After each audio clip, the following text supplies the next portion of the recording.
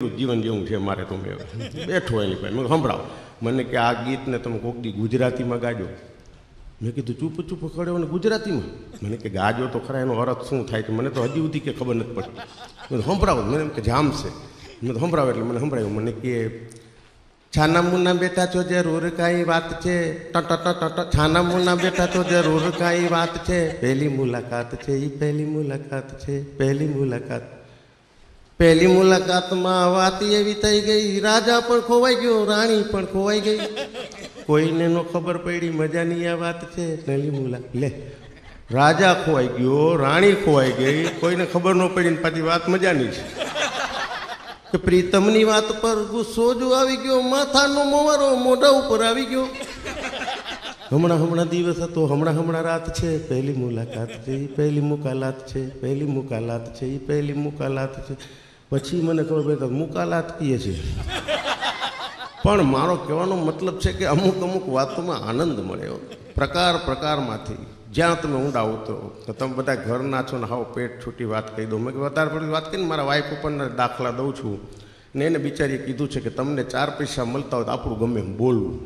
મારે જોક ને બધું ઘરમાં જ. હા, શાક લેવા એમના કેરીની સિઝન હતી ને મારા વાઈફ આવ્યા હતા ભેગા કેરી લેવા. હાફૂસ કેરી ઉપાડી.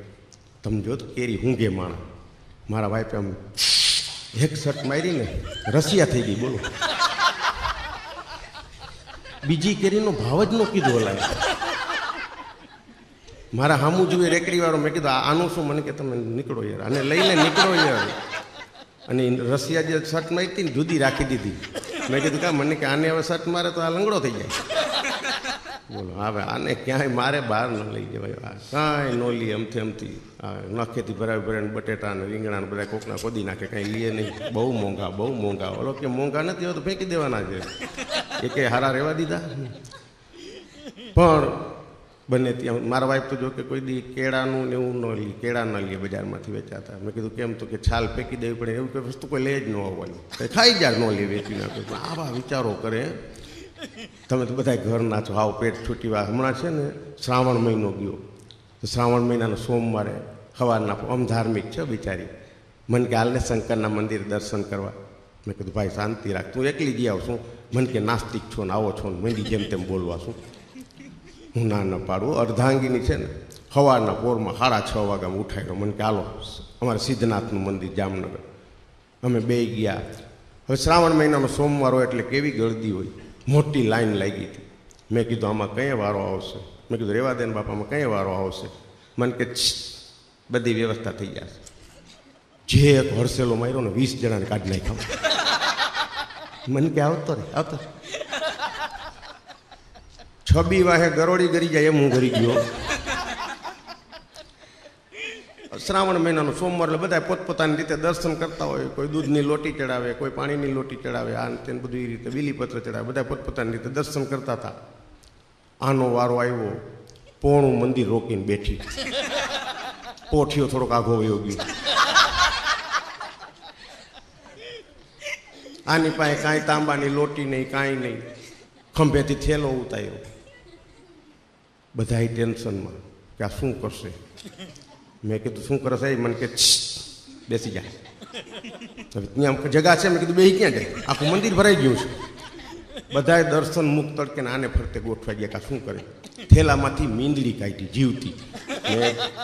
મેં કીધું કોકને વિખોડિયા ભરી લઈએ અહીંયા મીંદડીનું. મને કે દર્શન કરવા છે કે નહીં? મને કે પછી વઢવા મને બધાની વચ્ચે. મીંદડી કાઢી, જૂની ટપાલ કાઢી. મારા ગિરીશ શર્મા નાન તેને પ્રોગ્રામની એમને લખે ને એવી ટપાલો એ બધી આવી. થપ્પો વાળો ટપાલનો ભેગો. મીંદડી ને જૂની ટપાલ શંકરની માથે ફેરાવી. આમાં થેલામાં નાખીને મને કે હાલો. મેં કીધું ક્યાં? મને દર્શન થઈ ગયા. મેં કે હાલો. હું તો જવા ગયો પણ પબ્લિક જવા દે. મારી બોચી પકડી. મને કે શું કર્યું બેને? મેં મને શું ખબર શું કર્યું? મેં કીધું આને કે નકર હમણાં મને કૂટી નાખશે. મેં કીધું શાંતિ રાખજો, હમણાં કહે છે. મેં શું કર્યું કહી દે. મને કે દર્શન કર્યા. પણ મેં કીધું મીંદડી જૂની ટપાલ ના શું બધું આવું? મને કે તને કહેતા ભૂલી ગઈ, કાલ આખો દી રેખડી ને ક્યાંય બીલીપત્ર ન મળ્યા તો રાતે જ મીંદડી જાલી લીધી હતી. જૂની ટપાલ તો ઘરમાં હતી, આ બિલ્લીના પત્ર. આને ક્યાં સમજાવું? મેં કીધું શંકર ભગવાન બહુ ભોળા છો. હા સાચી વાત છે કે હાથ બે છે ને એક પ્યાલી છે, ખુદા એક છે ને હજાર સવાલી છે, હજાર ફૂલ છે ને એક માલી છે, રેખા હાથમાં છે ને હાથ ખાલી છો. હા, એક ભાઈને મેં કીધું આમ બધું બરાબર છે ને? મને કે આમ તો બધું સારું છે પણ તકલીફ બધી સામેવાળાને છે. હું મૂંઝાઈ ગયો. મેં કીધું સામેવાળાને તકલીફ એટલે મને કે શું માગા નથી આવતા ને?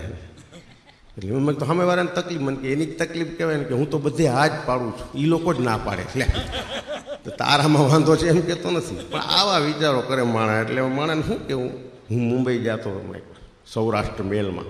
મારે જો કે રેલવે વાળા કોઈ શું વાંધો છે ભગવાનને ખબર. મારી બાજુમાં ડોસિયું ડોહલા ને એવું જ આવે લે. બોલો, મને કોઈ દી સારી ટિકિટ ન આવી લે. હા, તો મારો નંબર હતો ઉપરની સીટ.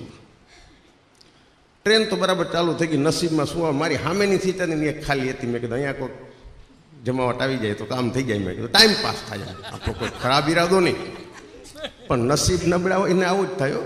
હા, હું તો સૂતો હતો ને લગભગ 10 વાગે એક રિટાયર મિલિટરીના કોઈ કાકા હશે, આવડી મોટી લોઢાની બેગ લઈને ગયો અંદર. 32. મેં કીધું હું શું કહીએ છે? મેં કીધું કંઈક વેચવાવાળો છે. પછી એનો નંબર ગોતતો આપણે શું, મેં કીધું અહીંયા સામે લાગે છે. તો કે હા એ જ છે. પણ મારાથી એને સામું જોવાઈ ગયું ને. મેં કીધું રાત નીકળે નહીં આના ભેગી. મિલિટરીમાં છે ક્યાંક ગોળી લાગી છે, તે ઉપલો હોઠ આમ તીકોની જેમ ફાટી ગયેલો ને એમાં સીધું ફાંકું દેખાય. મેં કીધું ઓહો આ તો તી તો હું તો પાછો, અને મારી સામે મોઢું રાખીને મોટું. હવે જો હું મોઢું ઓલી બાજુ ફેરવી લઉં તો એને એમ થાય ને મારું મોઢું નહીં ગમતું હોય. એટલે આપણે થોડું કાઠિયાવાડી દિલ છે ને. મેં કીધું ચાલો હું ઓઢી ગયું માથે. પણ હવે તમે જોજો એવી કોઈ વસ્તુ જોશો ને તો તમને વારી ઘણી જોવાનું મન થશે. ઓઢીને હોઈ ગયો તો ને તોય જરાક આમ ખોલીને આમ જોયો. મને કાંઈ વાંધો નહીં. પછી હું મારી રીતે હું તો થોડીક વાર થઈને પછી જોજો કઠણાઈ કેવી શરૂ થઈ.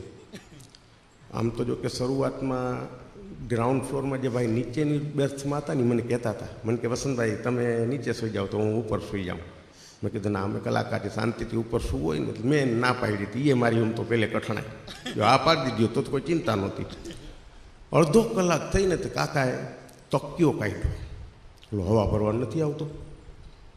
હું જોઉં હવે ઓલું મોઢામાં નાખે તકિયો, ફૂંક મારે પણ ઓલું ફાંકવું ખરું ને ટીકોણિયું ઉપરથી નીકળી જાય.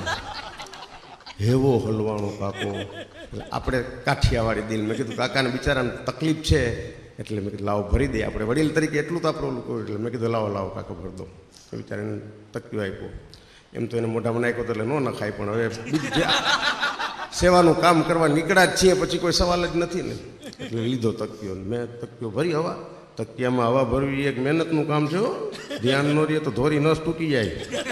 તકિયામાં ટાઈટ હવા ભરી કાકાને આપી દીધું. મેં કીધું હવે સૂઈ જશે. એટલે એને લાગણી થઈ એટલે મેં એમ કીધું તકિયો આપીને. મેં કીધું કાકા હવે ઓની પર ફરીને શાંતિથી સૂઈ જાઓ. એટલે એમ કહેવાય એટલે શું ખરાબ ન લાગે એને. અને બિચારો ઓલી બાજુ ફરીને હુઈ ગયો. અડધો કલાક થઈ હશે ને કે પાછો ઉઠ્યો. એ ભાઈ સાહેબ વરી શું છે? તકિયો ખાલી આમ કરે. મને એમ કે ઓલી ડીટલી હરકી બંધ નહીં થઈ, હવા નીકળી ગઈ. બોલો, વરી બીજી વાર ભરી દીધી. ગાલ્યો કાકા. અડધો કલાક થઈને એ ભાઈ સાહેબ વરી તકિયો ખાલી. મેં કીધું આ હોય ન હોય તકિયો ફૂટલો છે અને આ મુંબઈ સુધી આમનામ આપણી પાસે હવા ભરાવશે. આનું કરવું છે એટલે મેં કીધું હવે તો નાઈ ન પડે એટલે બીજી વાર એક હિંમત કરીને ભરી દીધી હવા. આપી દીધી. પછી મને ઓચિંતાની ટ્યુબલાઇટ થઈ. કલાકાર રહ્યા ને. મેં કીધું ઓલા ગ્રાઉન્ડ ફ્લોર વાર તો કહ્યું ને કહેતા હતા વસંતભાઈ તમે નીચે હો, મને ઉપર જવા દો. હવે એકથી નીચે ઉતરો. ઓલા ભાઈને કીધું સાચી વાત છે, ઉપર ફાવતું નથી, આમ ડગ થાય છે ને મજા નથી આવતી. મેં કીધું તમે તમારે જાઓ ઉપર. કે હું તો તમને જામનગરથી કહેતો હતો યાર કલાકાર છો યાર, એમ શું જાઓ કાંઈ વાંધો. ઈ ગયો ઉપર. પસંદ પડે નીચે. હવે જાણ છૂટી તો નીચે બેઠા મારે જોવું તો ખરું શું હાલે છે વિધિ.